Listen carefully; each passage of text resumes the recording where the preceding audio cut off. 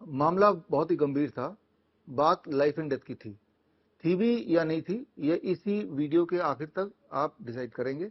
Comment में डाल के बताइएगा कि मामला गंभीर था या नहीं था। बात है 15 जून की, शाम के करीब, यहाँ इंडिया के टाइम के हिसाब से करीब 4 बजे की, और मैं अपने फैमिली के साथ लौट रहा था कैथे पैसिफिक हवाई जहाज से। जापान से, ओसाका से मैं यहाँ भारत लौट रहा था। अभी 4-5 घंटे का सफ़र बाकी था इंडिया में लैंड होने से पहले की बात है। मेरे पीछे वाले सीट, 2 सीट छोड़ के, एक बुजुर्ग महिला और आदमी बैठे थे, और अचानक से एक आवाज़ आई, बड़े जोर से ग्राउलिंग आवाज़ गूंजने लगी पूरे हवाई जहाज में, और इसे इपिलेप्टिक क्राई बोलते हैं, जोर से। सब लोग अचानक एकदम घबरा गए, और एक पैनिक का सिचुएशन आ गया। क्योंकि मेरे जस्ट पीछे के पीछे ही थे, तो मैं उठ के जरा जाके देखा कि क्या इमरजेंसी सिचुएशन हो गई। और जैसे ही मैंने देखा तो मैंने पाया कि लगभग 70 साल का कोई अमेरिकन ऐसा लगा पैसेंजर था, और उसको इपिलेप्सी का दौरा पड़ा हुआ था उस वक्त। और फिर थोड़ा और मैंने ध्यान से देखा तो मैं समझ गया कि मामला गंभीर नहीं है, it is a matter of few second. और साथ में उल्टी भी हो रही थी, और ग्राउलिंग साउंड तो बड़े तेजी से गूंज ही रहा था। तो ये सिचुएशन थी, और पैनिक का माहौल था। और अब माहौल ये था कि उसी वक्त जो अटेंडेंट वहाँ के, एयर होस्टेस वगैरह सब इकट्ठे हो गए, और साथ में बाई चांस उस फ्लाइट में एक डॉक्टर थी, वो भी पीछे से करीब 15-20 सेकंड के बाद वो आने लगी। और जो साथ में को पैसेंजर थी, यानी कि शायद उनके साथ जो और थी, वो भी बुजुर्ग थी, वो हालत देख के रोने लगी। और वो इंसान तो फिट्स के उसमें पड़ा ही था, और आवाज़ तेजी से हो ही रही थी, और उल्टी भी हो रही थी। ये मामला था। तो जो खुसर फुसर चल रही थी, तो ऐसा लग रहा था कि भाई वो ये बात कर रहे हैं कि ये इंसान बचेगा नहीं, जो आपस के जो पैसेंजर बात कर रहे थे। और जब मैंने ध्यान से देखा तो मुझे समझ आ गया उनके फिट्स के जो सिम्टम्स है कि ये it will last for few seconds, और उसके बाद अपने आप ही ठीक हो जाना है, और कुछ भी नहीं होना है। लेकिन वहां जो तैयारी थी, सोच के देखिए, कैथे पैसिफिक एक इंटरनेशनल एयरलाइंस के फ्लाइट के अटेंडेंट्स, और ऊपर से बाई चांस एक पैसेंजर डॉक्टर, जो कि उस वक्त इनिशिएटिव लिया कि इस इंसान को थोड़ा कंफर्ट किया जाए।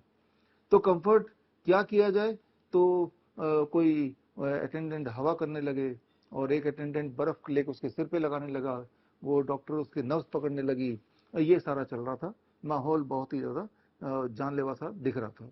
और जो को पैसेंजर थी उनके साथ बुजुर्ग महिला, वो तो रोने लगी, जोर जोर से रोने लगी। तो दो आवाज़ें अब आने लगी, एक उस महिला की रोने की आवाज़ थी, और साथ में वो बुजुर्ग जिनको फिट्स पड़े थे, उनके इपिलेप्टिक क्राई जिसे बोलते हैं, वो एक साउंड थी। और साथ में वॉमिट हो रहा था, तो उसकी एक जो स्मेल होती है वो भी पूरे हवाई जहाज में फैली हुई थी।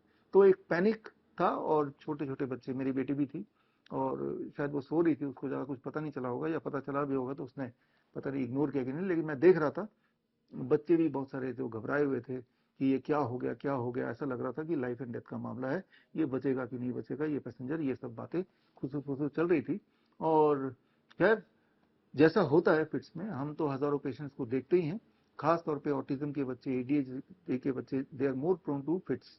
उनमें फिट्स बहुत ही कॉमनली पड़ता है, और पिछले 1 सालों में 5,000 से 6,000 के करीब ऐसे बच्चों को हमने फिट्स से बाहर निकाला, उनकी फिट्स की संभावना को कम किया। और फिर जब हो जाते हैं, उस वक्त भी क्या करना है उसको हॉल्ट करने के लिए, वो सारा कुछ ये हम करते ही आए हैं। तो इसीलिए, क्योंकि फिट्स के हजारों पेशेंट देख चुका था, तो मुझे पता चल गया कि ये मामला कुछ सेकंड का है, और कुछ सेकंड के बाद वो फिट्स चला जाएगा, and everything will be normal. हुआ भी यही कि वो कुछ सेकंड का मामला था। फिर उसकी जो ग्राउलिंग साउंड थी, जो एक इपिलेप्टिक क्राई था, वो बंद हो गया। वॉमिटिंग उसके थोड़ी देर बाद वो भी बंद हो गई, और थोड़ा वो सुस्त पड़ गए वो बुजुर्ग आदमी। और लेकिन पूरे फ्लाइट में अगले जितने भी देर तक फ्लाइट चली, 3-4 घंटे, पैनिक का माहौल बना रहा। और वो जो अटेंडेंट थे, लगातार जब तक फ्लाइट उतरी नहीं, बर्फ सिर पे लगा रहे थे और हवा कर रहे थे, ये सब चलता ही रहा। और जब फ्लाइट उतरी तो अल्टीमेटली वो सज्जन उठे, और बाकी पैसेंजर की तरफ खड़े होके निकल लिए। ये सारी कहानी मैं आपको क्यों बता रहा हूँ? ये सारी कहानी मैं इसलिए बता रहा हूँ क्योंकि ये मामला जो दिखने में बहुत भयानक लगता है जब किसी को फिट्स पड़ जाता है, खास तौर पे एक बंद माहौल में। और लेकिन ये मामला उतना भयानक नहीं था। इनफैक्ट ये कुछ भी भयानक नहीं था, ये एक नॉर्मल एपिसोड था, और वो जिनको फिट्स पड़ता है उन्हें पता ही है। लेकिन क्योंकि नॉलेज की कमी थी, ये एक्सपेक्ट करते हैं और उनको ट्रेनिंग भी होती है फ्लाइट स्टीवर्ड्स को, अटेंडेंट को, कि हर तरह के फर्स्ट एड उनको सिखाया जाता है। एक डॉक्टर को भी आप एक्सपेक्ट कर सकते हैं कि एक ट्रेनिंग होती है कि फर्स्ट एड में इमरजेंसी में क्या करना और क्या डूज एंड डोंट्स हैं, ये सब बताया जाता है, ऐसा आप मान के चलते हैं। जबकि वहां के माहौल को देख के, ऐसे पहले भी माहौल मैंने कई सारे देखे हैं, मैं एक एपिसोड में इसलिए बता रहा हूँ क्योंकि ये रिसेंट बात है, पिछले हफ्ते की बात है, जब मैं जापान से वापस लौट ही रहा था। तो होना ये चाहिए था कि जो फ्लाइट अटेंडेंट है या फिर कोई भी अगर वो पैसेंजर डॉक्टर भी है, उनको लोगों को शांत करना चाहिए था कि भाई ये मामूली से फिट्स है, अभी ठीक हो जाएगा, और आश्वासन देना चाहिए था, और जो मरीज है उनको उनके हाल में ही छोड़ देना चाहिए था। That should be the thing, क्योंकि ये अपने आप ही रिजॉल्व होता है और रिजॉल्व होने के बाद सब कुछ नॉर्मलाइज हो ही जाता है। तो ये थोड़े से सेकंड की बात है, लेकिन इसके विपरीत हुआ क्या, जब तक फ्लाइट लैंड नहीं किया, सारे पैसेंजर्स का अटेंशन सिर्फ उस पेशेंट पे ही था जो कि ठीक हो चुका था, और उस पर लगातार हवा किया जा रहे थे, और बाकी जो अटेंडेंट वगैरह थे, जो फ्लाइट स्टीवर्ड्स वगैरह थे, जो एयर होस्टेस थे, वो भी उसके आसपास ही खड़े होकर भीड़ जमा करके कि मानो कि सब के सब कुछ ना कुछ करने में लगे जिसकी कोई भी आवश्यकता थी नहीं। ये सारी बातें मैं इसलिए बता रहा हूं क्योंकि ये जो सिचुएशन है, ये सिचुएशन कभी भी किसी को भी किसी के साथ आ सकती है। सिर्फ फिट्स की बात नहीं कर रहा हूं, कई तरह की मेडिकल इमरजेंसीज ऐसी होती हैं जिनमें दिखने में भयानक होती हैं, लेकिन उसमें मामूली से बदलाव, जैसे करना ये चाहिए, अगर फिट्स को वहीं रोकना है तो आप कुछ खास प्रेशर पॉइंट है, जैसे यहाँ पे अगर ठीक से आप 3 kg के प्रेशर से आप 2 मिनट के लिए दबा दो तो पेशेंट को काफी रिलीफ मिल जाता है, या वो हॉल्ट होने लगता है। या कोई तीखी चीज अगर स्मेल कर ले पेशेंट उसी वक्त, तो हाथों हाथ वहीं हॉल्ट होने लग जाता है, फिट्स वहीं पे हॉल्ट हो जाता है, और जो सिम्टम्स थे वो भी वहीं पे खत्म हो जाते हैं। छोटी सी बात है, लेकिन ऐसा लगा मुझे कि ये सारी बातें ना तो उस डॉक्टर को पता थी, और फ्लाइट में जो पैसेंजर थे उनको तो पता होने का सवाल भी नहीं है, और वो जो स्टीवर्ड्स थे या फिर जो एयर होस्टेस थे उनको भी इस चीज की ट्रेनिंग नहीं थी, जबकि फिट्स आजकल बहुत कॉमन होता जा रहा है। तो यहाँ पे जरूरत है एजुकेशन की, नहीं तो पैनिक में एक पेशेंट का नुकसान भी कर सकते हैं। जिस चीज की पेशेंट को जरूरत नहीं है, जबरदस्ती वो चीज करेंगे तो पेशेंट को नुकसान भी होगा। तो ये सारी चीजें मैं इसलिए बता रहा हूँ क्योंकि ये चाहे वो फिट्स बोले, या किसी का हाथ अचानक टूट गया, किसी का पैर में चोट लग गई, जो कोई भी ये नहीं बोल सकता कि मैं तो बिल्कुल इमरजेंसी प्रूफ हूँ, मुझे किसी तरह का कोई मेडिकल इमरजेंसी आ ही नहीं सकती या मेरे आसपास नहीं आ सकती। ये तो कभी भी किसी के साथ हो सकता है, लेकिन अगर राइट नॉलेज अगर करेक्टली पता हो तो इंसान पैनिक नहीं करेगा, नंबर वन। नंबर टू, इंसान कुछ ऐसा करेगा जिससे उस पेशेंट की या उस विक्टिम की उस वक्त मदद की जा सके, ताकि वो वाली सिचुएशन को बड़ी जल्दी आसानी से काबू में लाया जा सके। फिलहाल इस वाले केस में तो कुछ करना ही नहीं था, करना ये था कि कुछ नहीं करना था, लोगों को आश्वासन देना था कि भाई आप आराम से अपने अपने सीट में बैठो, it is a normal episode, ये कुछ सेकंड में रिजॉल्व हो जाएगा, और रिजॉल्व होने का देखिए रिजॉल्व हो गया, now the patient is taking its own time. तो कुछ देर तक सुस्ती रहेगी, कुछ देर तक नींद आएगी, कुछ देर तक पेशेंट यूं ही हाफ स्लीप में पड़ा रहेगा, और फिर समय के साथ वो रिवाइव हो जाएगा। इसमें कुछ करने की जरूरत नहीं होती। डिसाइड कि जब फिट्स पड़ रहे हैं तो उस वक्त हॉल्ट कैसे करना है। कोई तीखी, जैसे मान लो प्याज है उसको सुंघा दिया, जो कि हो ही सकता है, लहसुन उसको सुंघा दिया, तो तीखी चीज है तो सुंघाओ, या फिर आप एक्यूप्रेशर पॉइंट कर दो, और ये नहीं भी करो तो भी it will resolve with in few seconds for most of the people. कभी कभी ऐसा जरूर होता है कि फिर थोड़ा लंबा चल जाता है वो, थोड़ा सा और फिर डैमेजिंग, फिर उसके कुछ अलग फिर मेथड्स होते हैं उसको वहीं पे होल्ड करने के। तो खैर, ये इंपॉर्टेंट नॉलेज है। इससे दो बातें हैं, एक तो ये नॉलेज सबको होनी चाहिए, सबसे पहली बात, और दूसरी बात, ये नॉलेज होती नहीं है, ये बात भी साबित होती है कि जाहिर सी बात है अगर कोई इंटरनेशनल फ्लाइट है तो सारे के सारे जो लोग हैं मोस्टली वो एजुकेटेड ही होते हैं, अमीर भी होते हैं तभी जाके इतना ट्रेवल कर रहे हैं, अमीर भी हैं, एजुकेटेड भी हैं, और जो फ्लाइट के अटेंडेंट्स हैं वो ट्रेंड भी हैं, उनको खास ट्रेनिंग मिलती है, और वहाँ पे एक डॉक्टर था एक्सपेक्टेडली, वो भी ट्रेंड है तभी डॉक्टर हैं। लेकिन कोई काम, किसी की कोई नॉलेज काम नहीं आई, इनफैक्ट उससे उस पेशेंट की, यानी कि विक्टिम की, और विक्टिम के साथ जो को पैसेंजर थे उनका पैनिक और बढ़ गया, क्योंकि सब लोगों के एक्शन से यही प्रतीत होने लगा कि इंसान की हालत गंभीर है, अब न जाने कब इसकी मौत सामने हो जाएगी। बस इतना सा नहीं हुआ कि भाई हवाई जहाज हो, यह भी था कि कहीं जल्दी से कहीं लैंड करा लेते हैं, जबकि करना क्या था, करना यह था कि कुछ भी नहीं करना था। तो कई बार कुछ नहीं करना he is the best option. कुछ करेंगे, पैनिक क्रिएट करेंगे, वो पैनिक एडिशनल बर्डन देगा पेशेंट को भी, विक्टिम को भी, और साथ के फैमिली मेंबर जो भी है उनको भी देगा, और पैनिक में इंसान कई बार कुछ गलत भी कर सकता है जो विक्टिम के लिए नुकसानदायक भी हो सकता है। तो इससे एक सबक तो आपको मिलता है कि कभी भी अगर आपके साथ या आपके अपनों के साथ कुछ भी हो जाएगा तो आसपास के लोग हैं, मोस्टली आप याद रखिए, उनको इमरजेंसी में कैसे हैंडल करना है, चाहे वो डॉक्टर भी क्यों ना हो, उनको पता ही नहीं है, उनको पता ही नहीं है। और ऐसा जो मैंने एक इंसिडेंट बताया, ऐसा इंसिडेंट अक्सर हमने देखा हुआ है। इनफैक्ट जो मैं अपनी बात बता रहा हूँ कि 5,000 से 6,000 ऑटिज्म के बच्चों को जो हमने पिछले 1 साल में डील किया, जिसमें काफी बच्चों को फिट्स पड़ते रहते हैं, और वो भी जब हॉस्पिटल जाते हैं तब भी डॉक्टर्स जो इलाज करते हैं वो ठीक उल्टा ही करते हैं, जिससे उसकी फिट्स की संभावना और बढ़ी जाती है। तो जो बेसिक सी बात है, जो बेसिक मेडिकल इमरजेंसी है, जैसे सीजर फिट्स पड़ जाना, एपिलेप्टिक अटैक हो जाना, तो ये इसके लिए भी इंस्टेंटली सडनली क्या करना चाहिए ताकि पेशेंट को रिलीफ दें और ऑनगोइंग जो एक फिट्स पड़ा है उसे होल्ड करें, इसकी भी ट्रेनिंग ऐसा प्रतीत होता है मुझे कि किसी को भी ठीक से नहीं है। और ये सिर्फ मैं एक मेडिकल इमरजेंसी की बात नहीं कर रहा हूँ, ऐसे कई सारे मेडिकल इमरजेंसी हैं जो जब होता है कहीं पे भी किसी भी पब्लिक प्लेस में, तो तब अफरा तफरी मच जाती है, जिससे एडिशनल बर्डन पेशेंट के और उसके फैमिली मेंबर के लिए हो जाता है। होना ये चाहिए कि आजकल जिस तरह से हम हर तरह के एजुकेशन लेते हैं, अब एआई आने के बाद एआई की ट्रेनिंग हम लेते हैं कि कैसे इस नए टूल को यूज करें, या हम पढ़ाई करते हैं अलग अलग सब्जेक्ट्स में ये सोच के कि भविष्य में इसकी पता नहीं कहाँ जरूरत पड़ जाए। अलग अलग भाषाएं सीखते हैं, अलग अलग आप साइंस पढ़ते हैं, मैथ्स पढ़ते हैं, हिस्ट्री पढ़ते हैं, ज्योग्राफी पढ़ते हैं, इसी उम्मीद से ना ये एजुकेशन लेते हैं कि इस एजुकेशन की भविष्य में कहीं जरूरत पड़ेगी। लेकिन जो सबसे ज्यादा जरूरी चीज है दैट इज लाइफ। लाइफ में अगर मेडिकल इमरजेंसी हो तो इसकी भी तैयारी क्या हमने की है? हमने तैयारी नहीं की, हमने सोचा ये काम हमारा नहीं किसी डॉक्टर का है। क्या उस डॉक्टर ने तैयारी की है? क्या आपको लगता है कि कोई डॉक्टर मेडिकल इमरजेंसी ऐसे हैंडल कर सकता है? तो खैर आप ही अपने तरफ से जितने सारे डॉक्टर्स को आप जानते हैं इस वाली सिचुएशन को बताइए कि आप अगर आपकी आंखों के सामने किसी का को फिट्स पड़ जाए तो उस वक्त उस फिट्स को कैसे होल्ड करेंगे, उस डॉक्टर से पूछिए। तो आप जवाब देख के हैरान हो जाएंगे। वो सिर्फ इतना बोलेगा एम्बुलेंस ले आओ और उसको हॉस्पिटल ले जाओ। अरे भाई, फिट्स जो है वो अपने आप में ही 1 मिनट 2 मिनट लास्ट करेगा हाथ से, तो उसी 1 मिनट 2 मिनट में करना है ना। एम्बुलेंस जब तक आएगी तब तक तो इंसान ठीक होकर रिवाइव भी हो चुका होगा, है ना। तो वो जो 1 मिनट का समय है या वो 30 सेकंड का समय है, उसी वक्त क्या करेंगे, अगर ये सवाल आप पूछेंगे तो कोई जवाब ना तो डॉक्टर के पास होगा, ना so called trend airport staff उनके पास होगा, ना ही जनरल पब्लिक के पास होगा। जबकि इसके एविडेंस बेस्ड तरीके, मेथड, जो प्रूवन मेथड्स हैं जिससे हम किसी के फिट्स को वहीं होल्ड कर सकते हैं, या फिर किसी को एंजाइना पेन है, फॉर एग्जांपल एंजाइना है, उसको हार्ट अटैक ऑनगोइंग है इस वक्त, तो अभी रिलीफ कैसे देना है ताकि उसको रिलीफ मिल जाए और ऑनगोइंग हार्ट अटैक में के होने के चांसेस को हम कम कर पाए। तो यहाँ भी आपका जो पोस्चरल मेडिसिन का टेक्निक है वो काम आ सकता है उसी वक्त उस पेशेंट को रिलीफ देने के लिए। तो कई सारे ऐसे मेडिकल इमरजेंसीज हैं जिसके सॉल्यूशंस और जिसके जो टेक्निक्स हैं बहुत ही आसान है, लेकिन अनफॉर्चुनेटली एक कॉमन मैन तो छोड़िए, एक प्रोफेशनल डॉक्टर्स को भी इस चीज की ट्रेनिंग नहीं है या इस चीज का आइडिया नहीं है, और वो भी उतना ही हेल्पलेस नजर आते हैं ऐसी स्थिति में जितना कि एक आम इंसान हेल्पलेस नजर आता है।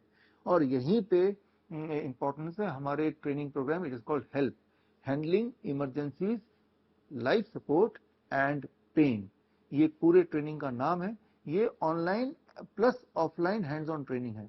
ऑनलाइन में तो थ्योरेटिकली आप 1 महीने की ट्रेनिंग में समझेंगे, हर हफ्ते 2 घंटे की क्लास है कि अलग अलग मेडिकल परिस्थिति में कैसे उस परिस्थिति को पहचाने कुछ सेकंड के अंदर ही, और कैसे हम क्या उपाय करें विद लिमिटेड रिसोर्सेज। जाहिर सी बात है जब मेडिकल इमरजेंसी होती है तो वो सड़क पे हो सकता है, बस अड्डे पे हो सकता है, हवाई जहाज में हो सकता है, जंगल में हो सकता है, तो सुविधाएं जहाँ पे नहीं होंगी वहीं पे होते हैं, क्योंकि कोई भी इंसान को किसी भी तरह का अटैक, अस्थमा अटैक है, हार्ट अटैक है या स्ट्रोक है, ये कहीं भी आता है, वो पहले से बोल के पूछ के तो आता नहीं है। जाहिर सी बात है वहां पे आपके पास जो रिसोर्सेज होंगे वो मिनिमाइज होंगे, आप बस खुद होंगे वहां प्रेजेंट और आपके हाथ होंगे उस वक्त। तो उस वक्त किस रिकवरी पोजीशन में पेशेंट को या विक्टिम को रखें, उस वक्त कौन से पॉइंट को हम दबाएं ताकि उस तरह उस वक्त अगर ब्लीडिंग हो रही है तो उसे रोक पाए, कोई पेन हो रहा है तो उसको होल्ड कर पाए, उसे रिलीफ दे पाए।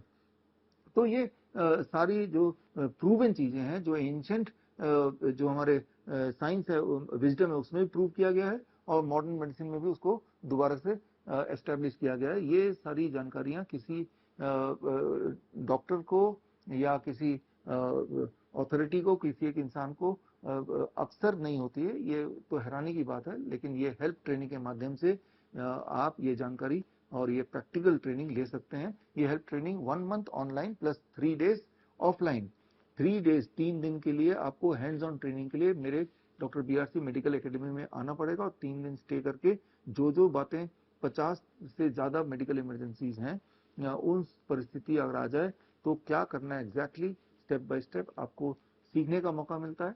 और ये ट्रेनिंग हम 10 जुलाई से पहला बैच शुरू हो रहा है और पहले बैच में ऑनलाइन कई लोगों ने अभी हमसे क्वेरी की कि अभी ऑनलाइन तो मैं कर लूंगा लेकिन ऑफलाइन 3 दिन आने का समय मेरे पास अभी नहीं है। तो 3 दिन आप किसी भी महीने या किसी भी हफ्ते हमारे डॉक्टर BRC के मेडिकल एकेडमी में आके 3 दिन स्टे करके ऑफलाइन हैंड्स ऑन ट्रेनिंग करना अनिवार्य इसलिए है क्योंकि मैं ये जानता हूं कि जैसी कोई इस तरह की मेडिकल इमरजेंसी आ जाएगी किसी के साथ भी आपके आंखों के सामने, तब आप भी पैनिक करेंगे ये जानते हुए भी कि भाई उसमें क्या करना और क्या नहीं करना, डूज एंड डोंट्स। अगर हैंड्स ऑन प्रैक्टिस नहीं की आपने और उस प्रैक्टिस की भी प्रैक्टिस घर पे रिपीट नहीं की तो वो कुछ सेकंड के लिए इंसान का दिमाग ही ऐसा है कि वो दिमाग ब्लैंक हो जाता है और उसकी जो सारी इंटेलिजेंस है वो धरी की धरी रह जाती है और वो भी उतना ही लाचार दिखता है जितना कि वो विक्टिम लाचार दिख रहा है, जितना कि विक्टिम हेल्पलेस दिखता है। तो हेल्पलेस मत बनिए, हेल्पफुल बनिए। जितनी मेरे हिसाब से जितने तरह की नॉलेज, जितनी तरह का ज्ञान, जितनी तरह की एजुकेशन में आप पैसा खर्च करते हैं, समय खर्च करते हैं, कॉलेज जाते हैं, स्कूल जाते हैं, ऑनलाइन कोर्सेज करते हैं, वो सारा एक तरफ, और एक तरफ medical emergencies and pain management, immediate pain management, वो एक तरफ। सोच के देखिए, एक इंसान जिसको सबसे ज्यादा आपकी हेल्प की जरूरत जब है उस वक्त अगर आपने मदद कर दी जिससे उसका लाइफ, उसके जिंदा रहने के चांसेस बढ़ जाए, इससे बड़ी नॉलेज और क्या हो सकता है। जाहिर सी बात है इस तरह के मेडिकल इमरजेंसीज के टेक्निक्स को सीख के आप, हो सकता है कि इसके ये आपका कमाई का जरिया नहीं बनेगा, कमाई का जरिया बनेगा आप पुण्य कमाएंगे। क्योंकि सोच के देखिए, किसी इंसान को हेल्प की जरूरत थी, यानी कि कोई मेडिकल इमरजेंसी आ गई, मान लो सिर ही फट गया किसी का, आपकी आंखों के सामने कोई एक्सीडेंट हो गया, ब्लीडिंग आ रहा है, तो अब उसको किस पोस्चर में हम रखें ताकि एंटी ग्रेविटी पोस्चर, ताकि उसकी ब्लीडिंग हम मिनिमाइज कर पाए। और ब्लीडिंग को रोकने के लिए हमें एग्जैक्टली उसको क्या करना चाहिए ताकि जब तक उसे हॉस्पिटल नहीं ले जा रहे तब तक उसका ब्लड लॉस कम से कम हो। ये छोटी छोटी बातें हैं जिसके लिए बड़े बड़े इक्विपमेंट की जरूरत नहीं है, जरूरत है तो basic understanding of the human body, how it works. आपको ये समझना पड़ेगा, जैसे कि मैं अभी बैठा हूं, आप भी हो सकता है बैठ के वीडियो देख रहे हैं, तो इस वक्त हमारी ग्रेविटी काम कर रही है जो नीचे ब्लड को खींच रही है, और लेकिन हमारा हार्ट काम कर रहा है जो ब्लड को ग्रेविटी के अगेंस्ट सिर तक पहुंचा रहा है। तो ये एक ब्लड सर्कुलेशन चल रहा है। इस ब्लड सर्कुलेशन की ठीक से नॉलेज होने से आप ये समझ जाएंगे कि किसी भी परिस्थिति में हम बॉडी को मैन्यूवर करके ग्रेविटी का ध्यान में रख के उस पेशेंट को कैसे रिलीफ दें, चाहे वो कोई पेन सिचुएशन में से गुजर रहा हो, जैसे एंजाइना पेन हो गया हो, या कोई किसी फ्रैक्चर किसी का हो गया हो, या हेड इंजरी किसी की हो गई हो, या फिर फॉर दैट मैटर किसी को कुत्ते ने काट लिया हो, तब भी हम क्या करें कि उसकी ब्लड की सर्कुलेशन को थोड़ी देर के लिए हॉल्ट किस तरह से हम रीरूट करें या किस तरह से मिनिमाइज करें ताकि उसमें जो डैमेज है वो कम से कम हो, या जो पॉइजन है वो कम से कम स्पीड से फैले, या पॉइजन से पहले ही हम क्या इंटरवेंशन करें ताकि इंटरनल डैमेज को मिनिमाइज कर पाएं। तो ये सारी जो बातें हैं, इसके लिए आपको अलग अलग साइंसेस को अंडरस्टैंड करने की जरूरत है।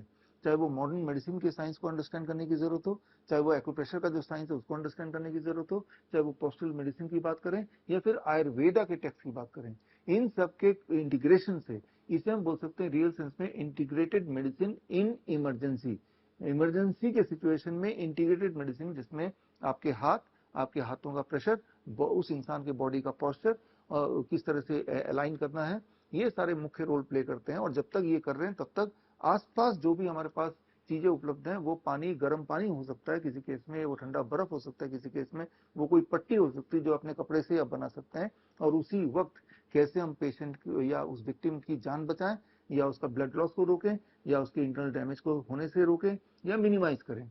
ये एक खास ट्रेनिंग है। मुझे लगता है कि हर इंसान को ये ट्रेनिंग लेनी चाहिए ताकि हम किसी की हेल्प तब कर पाएं जब उसको हेल्प की सबसे ज्यादा जरूरत है। लेकिन ऐसी परिस्थिति में अगर आप कभी आपके आसपास हुआ होगा तो आपने एक ही चीज देखी होगी कि इंसान तड़प रहा है सड़क के बीच में, लोग उसका वीडियो बना रहे हैं, हद से हद कोई एम्बुलेंस बुला रहा है, that is the only thing. या भीड़ इकट्ठे है, भीड़ उसको घेर के खड़ी है, लेकिन उसको इंटरवेंशन क्या हो रहा है सिवाय हवा पानी देने के, वो आपको कहीं होता हुआ नहीं दिखेगा। क्योंकि वो नॉलेज बहुत क्लियर कट किसी के पास भी नहीं है। कोई अगर एलोपैथी का डॉक्टर है, उसको एलोपैथी वाली नॉलेज हो सकती है, कोई एक्यूप्रेशर का डॉक्टर है तो एक्यूप्रेशर की नॉलेज हो सकती है, लेकिन इंटीग्रेशन कैसे करें इनका to get the best output with in the few seconds और फ्यू मिनट्स, उसी वक्त, पहले कुछ मिनट जिसे आप गोल्डन आवर कहते हैं, उसी वक्त हमें इंटरवीन करना है। तो ये खास आप इमरजेंसी प्रैक्टिशनर बन सकते हैं।